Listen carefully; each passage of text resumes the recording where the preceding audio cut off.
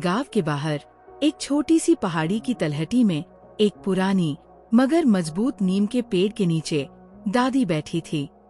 उनकी झुर्रियों भरी त्वचा सूरज की धूप में चमक रही थी, मानो वर्षों के अनुभव और कहानियों को समेटे हुए हो। उनकी आंखें, जो कभी तेज और चमकदार थीं, अब शांत और गहरी थी, जैसे किसी शांत झील का पानी जिसमें जीवन की गहराई छिपी हो। उनके पास एक पुरानी लकड़ी की टोकरी थी, जिसमें ताजी सब्जियां और फल थे जो उन्होंने अपने छोटे से बगीचे में उगाए थे। आज दादी कुछ उदास थी। गांव में सूखा पड़ा था और लोगों के पास खाने के लिए पर्याप्त भोजन नहीं था। उनके अपने बगीचे में भी फसल कम हो रही थी और उन्हें डर था कि वे अपने परिवार और पड़ोसियों की मदद कैसे कर पाएंगी। तभी एक छोटा सा खरगोश झाड़ियों से निकला। उसकी नाक बार बार हिल रही थी और उसकी बड़ी बड़ी आंखें दादी को जिज्ञासा से देख रही थी।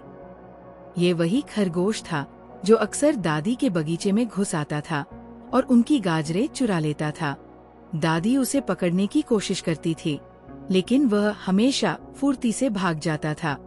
अरे तू नटखट खरगोश, दादी ने मुस्कुराते हुए कहा, आज फिर मेरी गाजरों पर नजर है क्या? खरगोश थोड़ा हिचकिचाया, फिर दादी के पास आ गया। उसने अपनी छोटी सी नाक को दादी के हाथ से छुआ, मानो उसे सांत्वना दे रहा हो। दादी को खरगोश की इस हरकत पर आश्चर्य हुआ। उन्होंने उसे कभी इतना दोस्ताना नहीं देखा था।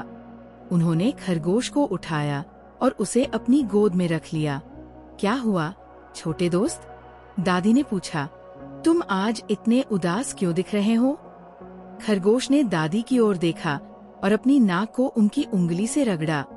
फिर उसने दादी की टोकरी की ओर इशारा किया, जिसमें सब्जियां थी। क्या तुम भूखे हो? दादी ने पूछा। मैं तुम्हें थोड़ी गाजर दे सकती हूँ। खरगोश ने अपनी नाक हिलाई, मानो कह रहा हो कि उसे गाजर नहीं चाहिए।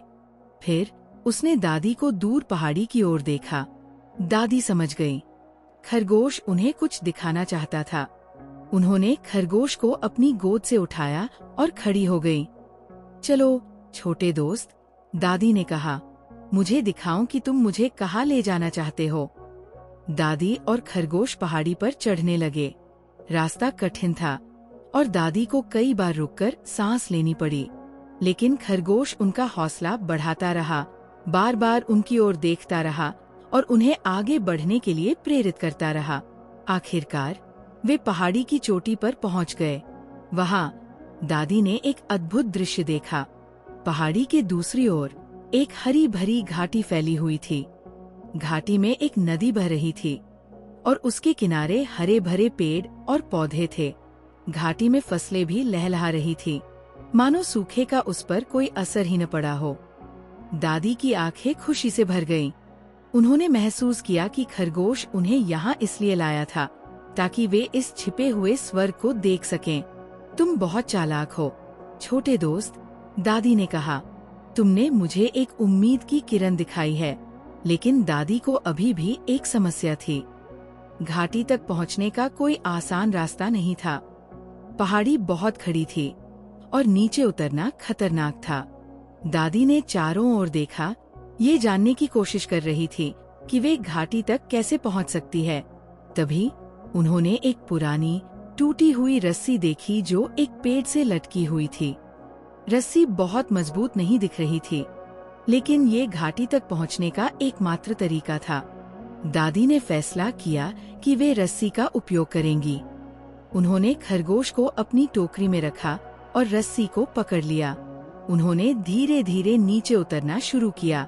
रस्सी कमजोर थी और दादी को डर लग रहा था कि वह टूट जाएगी, लेकिन उन्होंने हिम्मत नहीं हारी। उन्होंने अपने भगवान से प्रार्थना की और धीरे धीरे नीचे उतरती रहीं।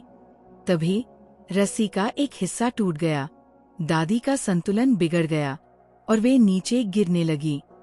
खरगोश टोकरी से कूद गया और दादी की ओर दौड़ा। उसने दादी के कपड़े पकड़ लिए और उन्हें खींचने लगा। खरगोश छोटा था, लेकिन वह बहुत मजबूत था।